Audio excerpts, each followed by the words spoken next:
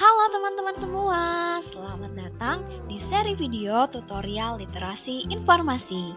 Pada video ini, saya akan mengajak kalian untuk belajar tentang cara yang efektif dalam mencari dan menggunakan informasi untuk mendukung aktivitas perkuliahan teman-teman sekalian loh. Oh iya, for your information aja nih, seri video tutorial kali ini akan terbagi menjadi 4 bagian. So, make sure kalian nonton seri video ini secara berurutan dengan seksama ya. Nah, pada video seri ke-1 ini, saya akan menjelaskan mengenai tutorial dalam melakukan identifikasi kebutuhan informasi. Menurut teman-teman, mengapa sih kita harus melakukan identifikasi kebutuhan informasi? Apakah ada yang tahu? Oke, jadi begini, kegiatan identifikasi kebutuhan informasi penting karena berguna untuk mempermudah dalam menemukan informasi yang kita butuhkan. Selain itu, kita dapat menemukan informasi yang lebih spesifik dan sesuai dengan yang kita butuhkan atau inginkan. Nah, untuk melakukan kegiatan tersebut, ada 3 step nih yang harus kalian lakukan.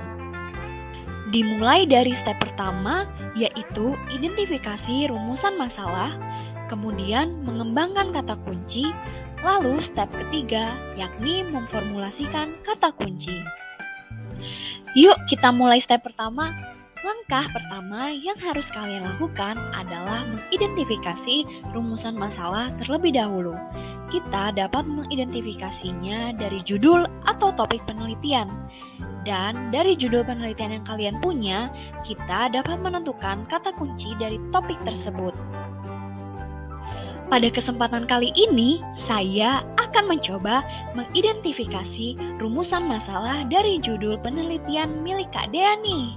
Dea Rahma Putri atau yang akrab disapa Kak Dea merupakan mahasiswi Teknik Komputer Universitas Diponegoro angkatan 2020 loh teman-teman. Kini Kak Dea sedang melakukan penelitian untuk skripsinya yang berjudul RETIA, Cloud-Based Network Management System with SEM and Automated DDoS Mitigation Based on Dynamic Thresholding Algorithm.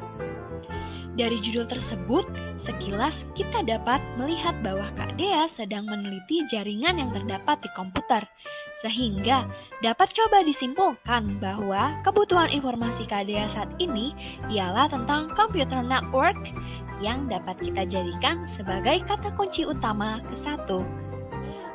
Selanjutnya, dari judul tersebut didapatkan 2 kata kunci utama lainnya, yakni Mitigation System Based dan Dynamic Thresholding Algorithm. Ketiga kata kunci tersebut dapat kita jadikan modal untuk melakukan proses pencarian informasi berupa literatur atau sumber referensi ilmiah yang dibutuhkan untuk menjawab rumusan masalah miliknya. Namun, apabila hanya terbatas menggunakan 3 kata kunci utama tersebut, maka sumber informasi yang muncul menghasilkan temuan yang kurang spesifik. Oleh karena itu, ketiga kata kunci tersebut perlu dikembangkan lagi loh. Penasaran cara mengembangkan kata kunci? Yuk kita lanjut ke step 2. Langkah kedua adalah mengembangkan kata kunci utama yang telah ditetapkan pada langkah sebelumnya. Pada proses pengembangan kata kunci, ada 3 cara loh teman-teman, yaitu dengan thesaurus atau mencari sinonim maupun antonim dari kata kunci tersebut.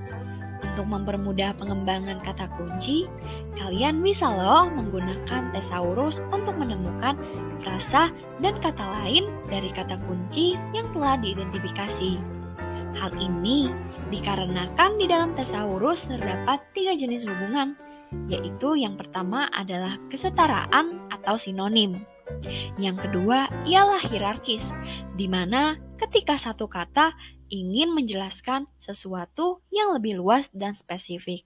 Dan yang ketiga ialah asosiatif, ketika 2 kosakata yang sama membahas konteks yang sama, tapi tidak memiliki hubungan sinonim atau hierarkis.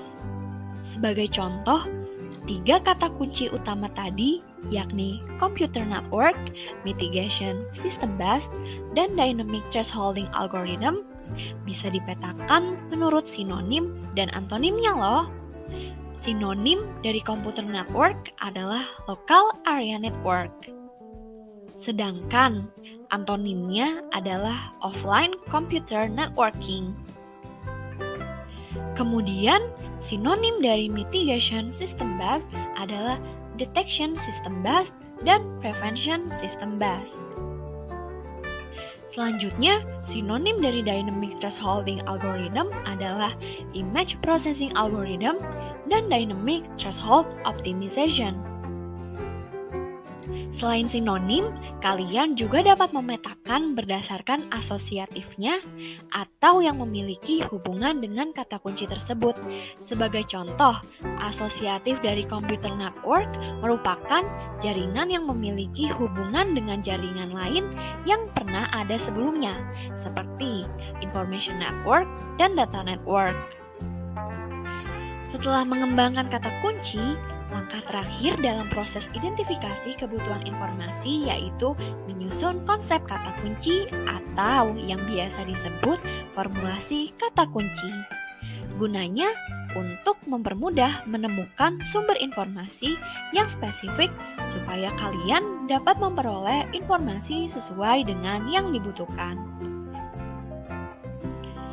Hasil pengembangan kata kunci yang telah dilakukan tadi dapat dijadikan modal untuk penelusuran informasi sehingga menghasilkan sumber informasi yang relevan dari konsep yang sudah ditemukan tadi. Agar lebih mudah mengorganisasikan kata kunci yang telah dikembangkan, kalian dapat membuat tabel query seperti contoh tabel di video ini. Nah, tabel tersebut menunjukkan bahwa kalian dapat menggunakan 3 formulasi kata kunci untuk mencari sumber informasi yang kalian butuhkan. Misalnya, pada alternatif pertama, kata kunci yang dapat kamu masukkan adalah Computer Network, Mitigation System Based, dan Dynamic Thresholding Algorithm. Apabila ingin mencari sumber informasi yang lebih spesifik, kalian dapat menggunakan gabungan kata kunci yang terdapat pada alternatif kedua, ketiga, dan seterusnya. Atau, kalian bisa melakukan kombinasi dengan menghilangkan masing-masing kata kunci hingga kalian menemukan sumber literatur yang diinginkan.